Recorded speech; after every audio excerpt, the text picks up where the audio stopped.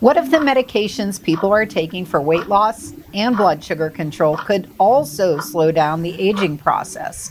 That may sound like science fiction, but new research is raising a fascinating question. Could GLP-1 medications like Ozempic, Wegovy, and other drugs in this class actually slow biological aging? Now, before we get too excited, let me be clear.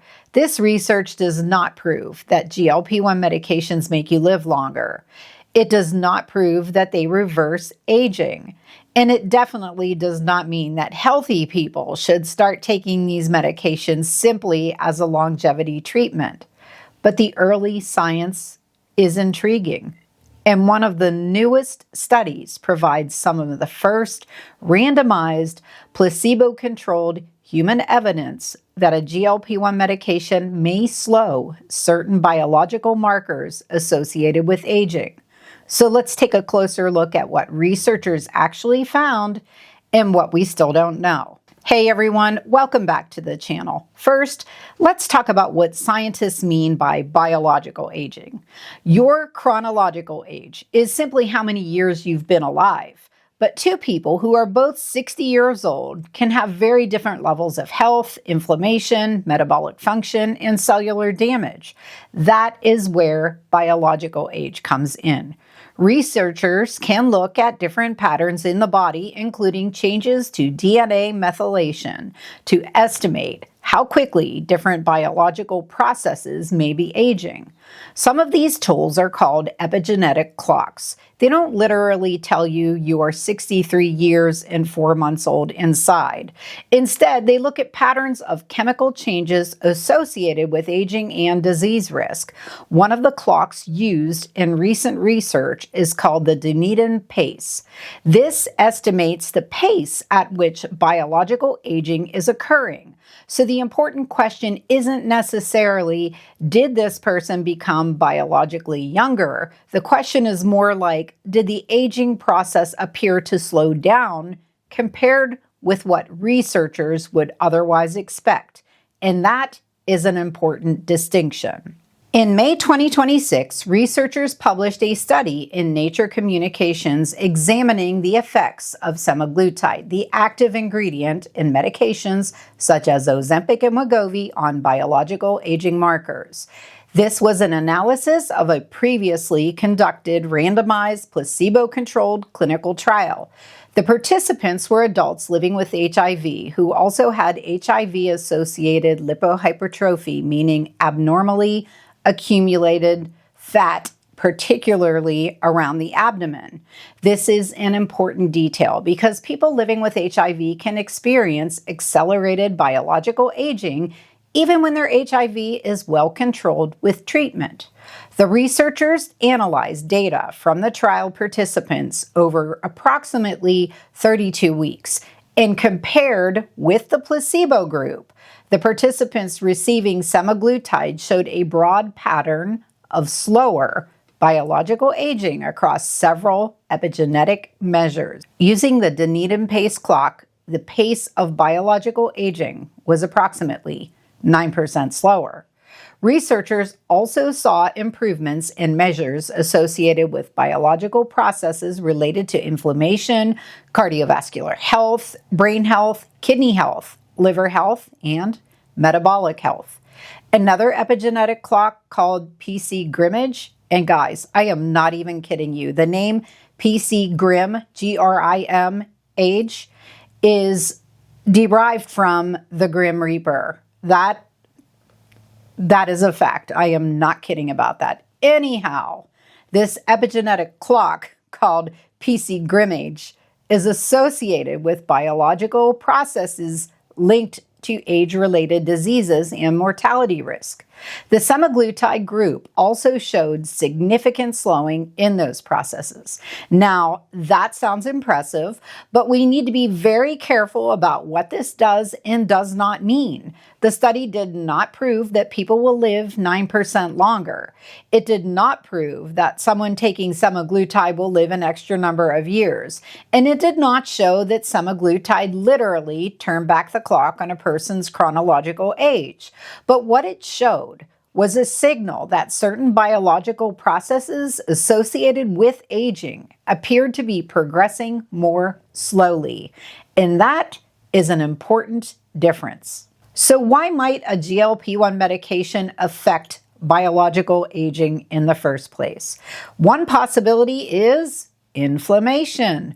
Chronic low-grade inflammation is strongly associated with aging and many age-related diseases. GLP-1 medications may reduce some inflammatory processes, particularly by improving metabolic health and reducing excess visceral fat. Visceral fat is the fat stored around the internal organs, and unlike the fat just beneath the skin, visceral fat is metabolically active and can contribute to inflammatory signaling. GLP-1 medications can also improve blood sugar regulation and insulin sensitivity in many patients. They can reduce metabolic stress, and weight loss can improve conditions such as fatty liver disease and cardiovascular risk factors. So one possibility is that some of the apparent anti-aging effects may come from improving the metabolic environment in which the body is operating. In other words, the body may be experiencing less of the inflammation, metabolic stress, and excess fat accumulation that can accelerate disease and biological aging. But researchers are also investigating something even more interesting: whether GLP-1 signaling may directly influence cellular processes in multiple organs. And that's where the animal research becomes particularly fascinating. A separate study published in Cell Metabolism looked at a GLP-1 receptor activation in aging male mice.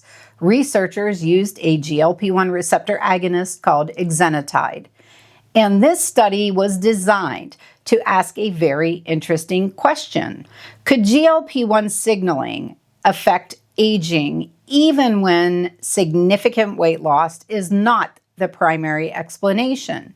The mice received a relatively low dose of the medication, and researchers observed improvements in certain measurements of physical function, including grip strength and performance on a rotarod test, which assesses motor coordination and endurance.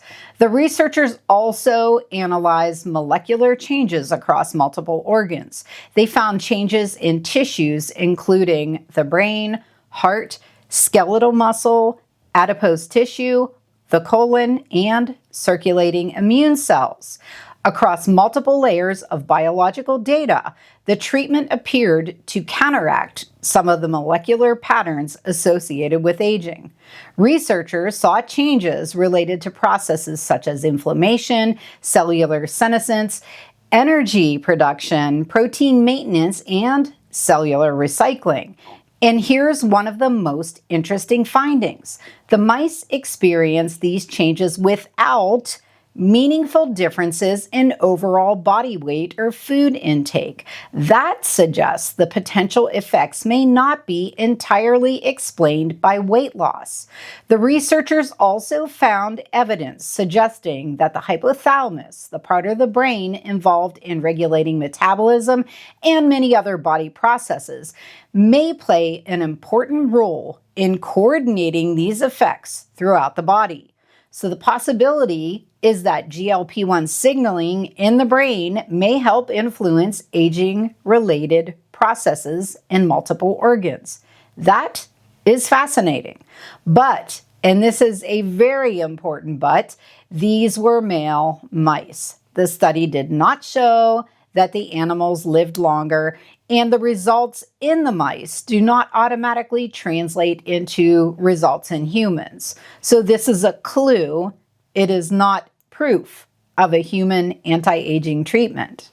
And this brings us to the biggest question. Could GLP-1 medications actually extend human lifespan? We don't know yet, but there are already reasons researchers are interested in the possibility. GLP-1 medications have been shown to provide important benefits for many people with obesity, diabetes, and related metabolic conditions. Depending on the specific medication and the patient population, clinical trials have also shown cardiovascular benefits and improvements in several metabolic risk factors. And many of the diseases that become more common with age, including cardiovascular disease, diabetes, fatty liver disease, and chronic kidney disease, are connected to metabolic dysfunction and inflammation.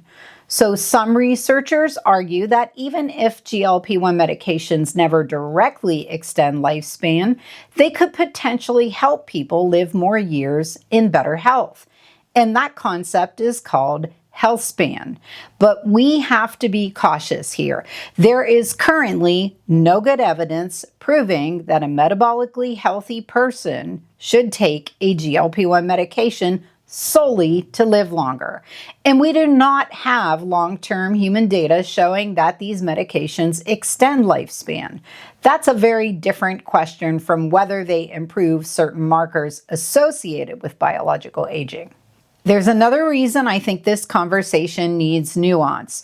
When we talk about aging, we can't focus only on losing body fat. For older adults especially, preserving muscle and bone is incredibly important. Rapid or excessive weight loss can include the loss of lean mass. And older adults are already at increased risk of sarcopenia, frailty, and loss of physical function. Bone density can also be a concern during significant weight loss. So if someone loses weight while also losing substantial muscle and strength, that could potentially work against healthy aging. This is why protein intake, resistance training, adequate nutrition, and appropriate medical monitoring are so important, especially for older adults that are using GLP-1 medications. The goal shouldn't simply be how much weight can I lose? A better question is, how can I improve my health while preserving as much strength, muscle, mobility, and independence as possible? Because living longer isn't necessarily the same thing as aging well. So are GLP-1 medications anti-aging drugs? I think the most accurate answer right now is not yet. But the research is becoming increasingly interesting. We now have early human evidence that semaglutide may slow down certain epigenetic markers associated with biological aging. We have animal research suggesting that GLP-1 receptor activation may influence aging-related molecular pathways across multiple organs, even when significant weight loss is not the main factor. And we already know that improving metabolic health, reducing excess visceral fat, and lowering certain cardiovascular risks can potentially help protect long-term health. But we still need much larger and longer clinical trials. Researchers need to determine, do these biological changes translate into fewer age-related diseases? Do they improve strength and physical function? Do the effects last as long as someone remains on treatment? What happens after the medication is stopped? Do the effects occur in people without HIV? Do they occur in healthy older adults? And most importantly, do they actually help people live longer? Those questions remain unanswered. For now, I think the most exciting possibility is not necessarily that GLP-1 medications could make people live forever. It's that these medications may be influencing several systems involved in aging at the same time: metabolism, inflammation, visceral fat, cardiovascular health, the brain, and possibly even cellular aging pathways.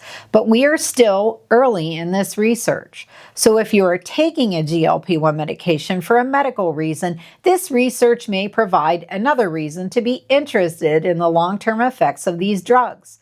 But if you're considering taking one solely as anti-aging or longevity treatment, the evidence is just not there yet.